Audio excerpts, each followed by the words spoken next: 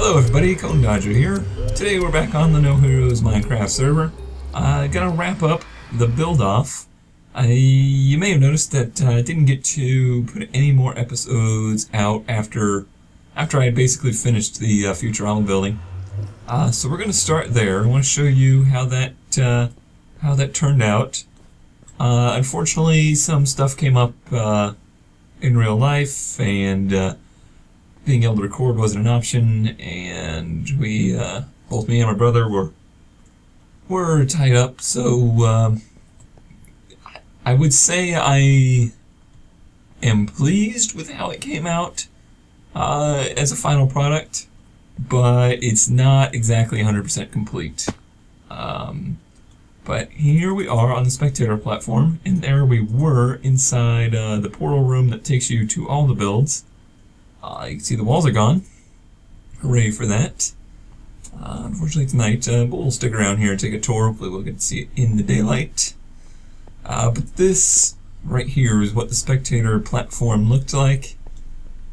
In part of what happened, I was not able to attend. Neither of us were able to attend the actual showing of the build.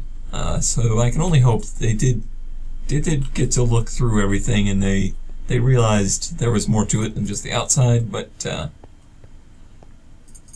nevertheless, let's take a little tour. I'll start from the bottom. The Futurama build I am really pleased with. I think it came out awesome, better than I expected, and I think it looks like one of the better Planet Express buildings I've seen in Minecraft. If I can toot my own horn, and I will. So here's the front. You can see I've still got all this leftover area. I wasn't able to clear out the torches and everything. So that's the only really unfinished part of this. These are all locked down areas now. So you can see it puts the blocks back, and you can't change anything in here. But that's okay. I'm still alright with this. Let's take a look across the back. See, I got all of this worked out. The back porch, I don't remember if I had shown that or not. But I got all the little AC ducts and everything like that added in. And once I added all these little details, it really came together quite well. So let's go inside. Inside isn't as detailed as I had wanted, but I was kind of restricted by scale. I've seen this. I don't know if that's working or not. It's acting like not, so we'll leave that be. Oh, there it goes. It's freaking out. I gotta get over there. A little bit of lag on the server right now. I think somebody's got a mob farm that's going crazy. There we go. Yeah, so we can go up here. This came out really nice. Not furnished, but still a very cool place. And back on down. We'll take a look at the first level here, so we can see. Oops. There's the tanks and everything. There are little circle tables up there. And you can come down here. I got the little conveyor belt that goes around the ship. And there is the ship floating above, taking off. Let's hop upstairs though. So you can see. It's going to be slow again, huh? Okay, so now we're up here. You can see here's the quote-unquote circle table that they meet at, and the TV that's down there. A little bit better view of the ship. One nice thing is, because this area is protected now, no mobs will spawn. I wish I could take out some of the torches that are obnoxious, but we're pretty much stuck with what we got now. Holy cow, not the lag. Okay. Now let's take a look at what you didn't get to see. I had just barely started this when I last left you, and this is Spooner Street. So we're coming out through the backyard of the Griffin's house, and you can see we've got Joe's house, Griffin's house, Quagmire's house, and Cleveland's house, as if it had been exploded. by one of Peter's shenanigans, and the bathtub is falling out of the second story. So this one is not furnished, but it's got that going on. Quagmire's is a small house, not furnished too much because of that. As you can see, his big bed is in there, because what else would Quagmire have in his house if he couldn't have anything else? So that's that. The Griffin's house, though, although it looks like a zombie got to a door here. Darn zombies. The rest of the house, though, is pretty well decorated. You can see there are pink couches, the TV. This is where the entertainment system is with a record player. I don't have permission to use it, though. This is the kitchen area. Again, with the pink table. Side door goes towards the garage. Second floor got way too small, so not decorated. But I just wanted to represent a little bit of the inside. But mostly this is an exterior set. One of the things I noticed with Family Guy is their sets are not to scale. If you look at the Futurama set, everything is to scale as if it can actually work in real life. Family Guy doesn't really work like that. So this is Joe's house. Again, not furnished inside, but outside came out pretty good. I noticed I forgot to do, or I didn't have time to do the dormer windows on that one. But overall, pretty pleased with everything. Got some street signs there, and the mailboxes that say everybody's name, so hopefully people were able to pick up on what it was. So I don't want to spend too much time here, because you guys have seen most of this through me building it. Apparently I need to stay away from these elevators.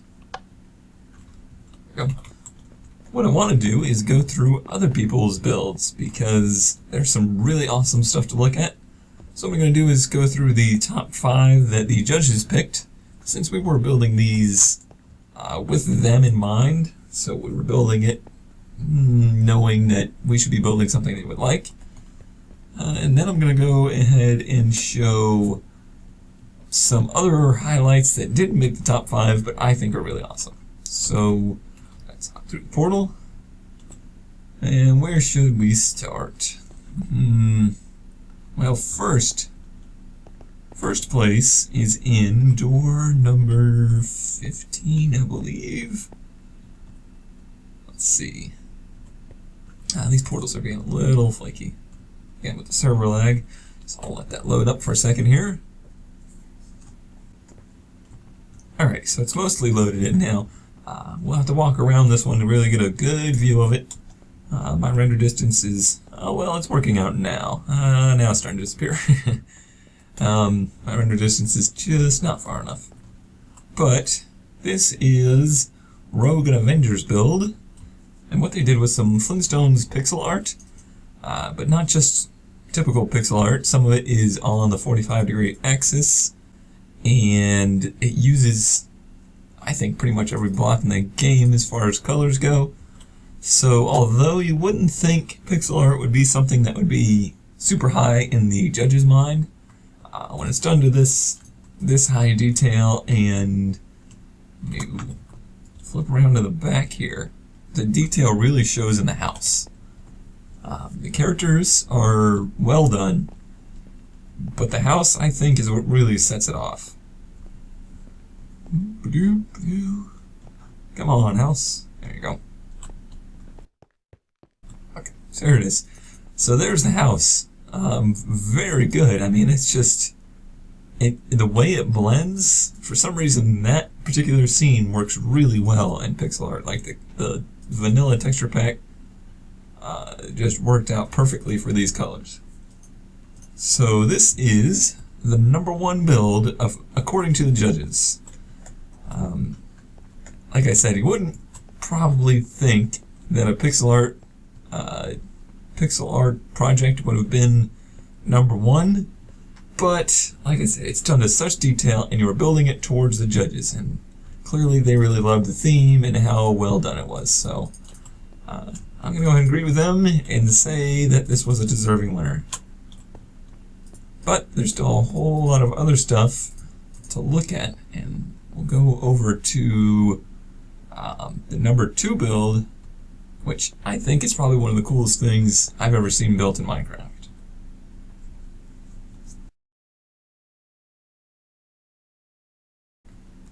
So now we're over at Morthus and Feme's builds, and it is awesome. The Kraken and the ship, oh man, this is probably the best pulled off ship I've ever seen built in survival Minecraft. Obviously we have some tools to our disposal versus vanilla, but still, it is awesomely detailed. It looks like it's in motion. I love the level of detail in the ship. The octopus just looks fantastic. The way, I think that is it black wool or is it, I think that is all wool, but it is awesomely done. You got the redstone for the eyes, the way the legs are built into the water and they really show through the water very well. I love the purple on the back side of the legs, and it just looks so natural and flowing. Definitely, I think this is one of my favorite Minecraft builds I've ever seen. And the fact that they did this in such a short time is really incredible. So, yeah, that's really good. They should be very proud of themselves for this one. Unfortunately, not much of a spectating platform here, so you don't get to take too good of a look at it, but this is a great angle from it. Alrighty, but that's not all there is to see, so let's go on to the 3rd place build. Okay, so we go through door number 1, and we find something pretty awesome. This one, pretty much everyone is probably going to recognize right off the bat. Mario Kart. This is, I believe, their inspiration for this one. By the way, this is Lone and Lore, who helped me out a lot with my build as far as materials go. Through the stores, all done by the rules. But they did something really amazing here. The level of detail, the theme is really fun. It's super recognizable. I believe, as I was trying to say earlier, this is the TF2 map representation of Mario Kart.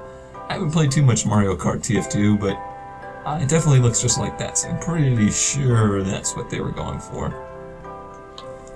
I wish I could get down in there and really look at it, but unfortunately, I don't have any flying boots left, so can't do that. But you can tell just from this view. Super well done, very accurate, and detailed. The colors all look perfect. So again, they should be extremely proud of this build. Alrighty, so from that awesome massive scale project to another massive awesome scaled project, we're gonna go through door number 3. Let's see. Yep. So this is, let me load this in real quick. Alrighty, so it's mostly loaded in now. This is a recreation of the city of Atlantis, that is the home of No Heroes, you know, the main spawn town there. Done to scale, done really well. Looks like it looks great. They didn't have all the materials to make it exactly the same. Obviously, the main city was built creative, so like the bridges and stuff are made of quartz instead of iron and things like that. But that doesn't even matter, because the main theme here was it's the city of Atlantis being hit by a tornado. At first, when I saw this, I wasn't 100% sure what I was looking at, but then I noticed the like trail of destruction. You can see the blocks up in the air there. This is the nether portal in the nether area. It's sucked up. The roof of the, I believe that is the roof of the welcome center.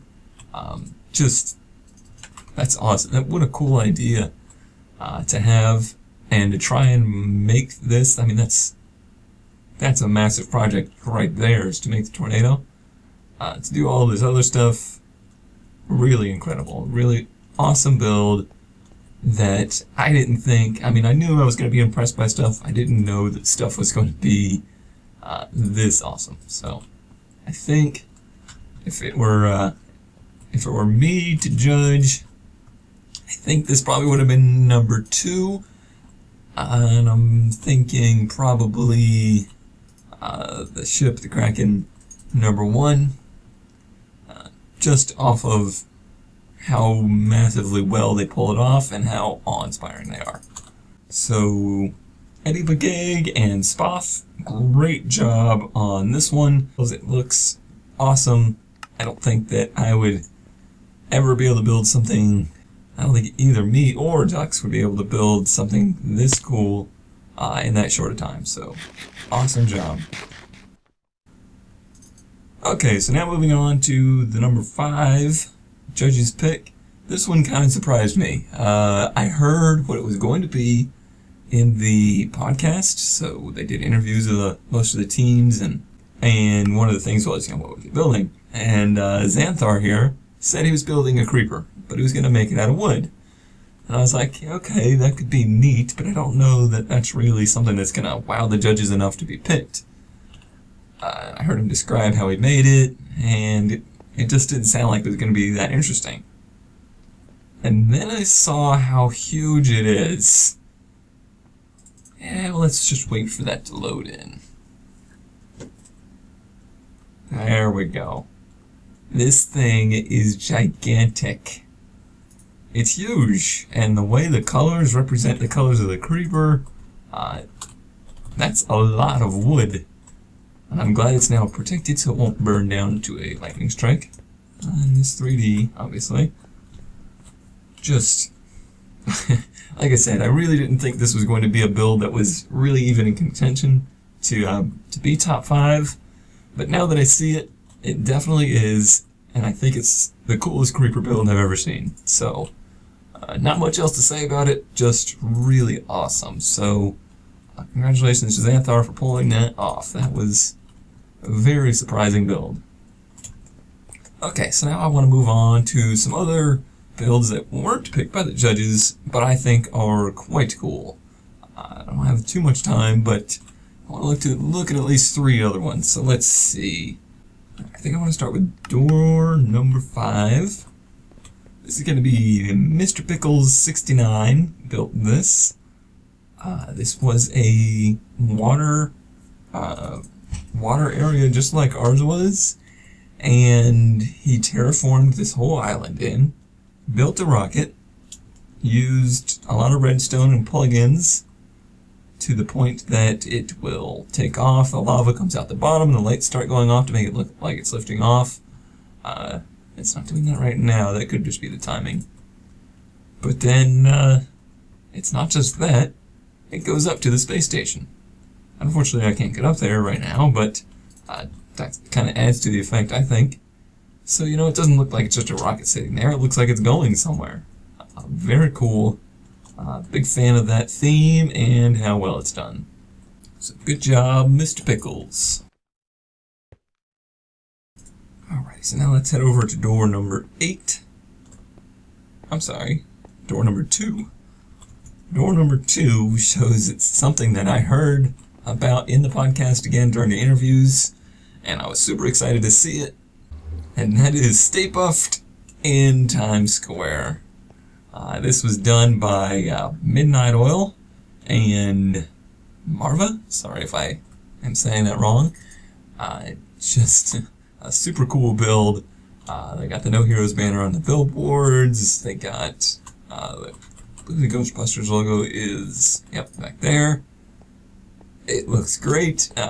Very hard to do. I can imagine how hard a curvy figure like that would be.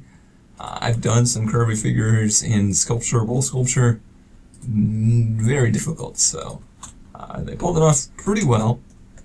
About as well as you could do with this kind of scale. And I think it's awesome. It came out great. It looks as good as I hoped it was going to look.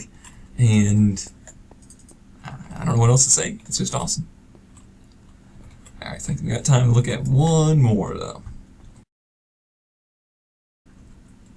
Okay, so this build was done by Mr. Swift Zonic, and Mick Scruffy. This is a Ice Globe map of a cyber world in a TV series, I believe, called, I'm probably going to butcher this, Code Lyco?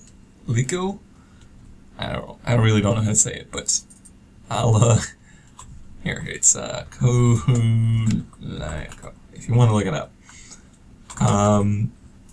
Looks awesome. I love the geometric shapes outside of the sphere. You got that giant ice sphere in itself is pretty cool, and then inside of it, the map of all the, I guess the locations in that world. So you got different little biomes throughout it, and a lava core going on in there. It looks really cool. Even if I didn't know it was built from something else, I would have thought this was definitely one of my favorites. Very impressive to look at. Alrighty, so I think that's all I've got time to look at, but you will get to see all the builds. I'm going to show some screenshots of all of them after this, and check them out. Very impressed with what everybody did. Everyone should be really proud of themselves that was part of the competition. I want to thank all of No Heroes for putting on the competition. It was a lot of fun, it was a lot of work, and I'm glad to have taken part of it. So thanks once again for that. Thank you for watching, and I'll see you next time.